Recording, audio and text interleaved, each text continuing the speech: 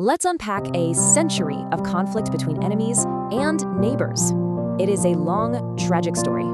It's a tale where, time and again, any real effort for peace has just fallen apart. To understand how we got here, we're gonna break it all down into 6 crucial chapters. Okay, chapter 1. Let's start way back in the 1880s, where the friction was already brewing. You know, at first, there was some cooperation, but that soured as new Zionist settlers arrived. Then, Britain's Balfour Declaration promised a Jewish national home, basically ignoring the existing Arab majority. Which brings us to Chapter 2. The British Mandate period locked in that power imbalance, escalating tensions. And with persecution rising in Europe, the Jewish population here doubled in just a few years. This created a huge disadvantage. The organized Zionist movement simply outmaneuvered the local Arab leadership. By 1936, that resentment boiled over into a full-scale revolt, what Palestinians call the Great Uprising. So a British commission proposed something radical for the time: partition the land into 2 states. Zionist leaders said yes, seeing a foothold, but Arab leaders rejected it completely, refusing to partition the land. Chapter 3.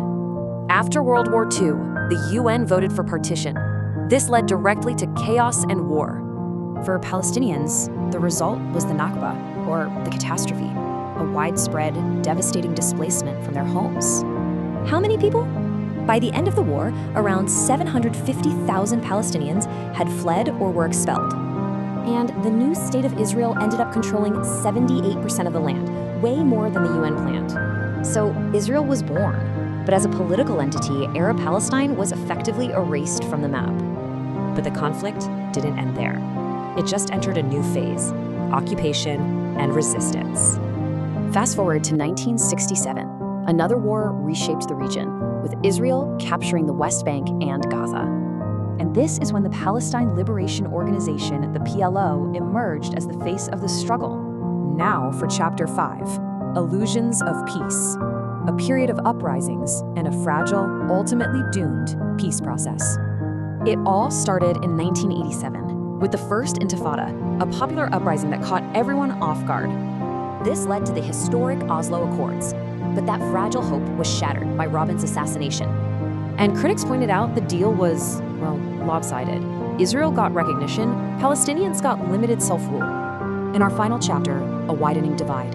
In the 2000s, the dream of Oslo officially died. The new millennium brought a deadlier Second Intifada, a split Palestinian leadership, and devastating wars in Gaza. And yet, even in the middle of all this fatigue and despair, some still refuse to be enemies. Which leaves this central question: in a conflict this permanent, how do you build a shared future?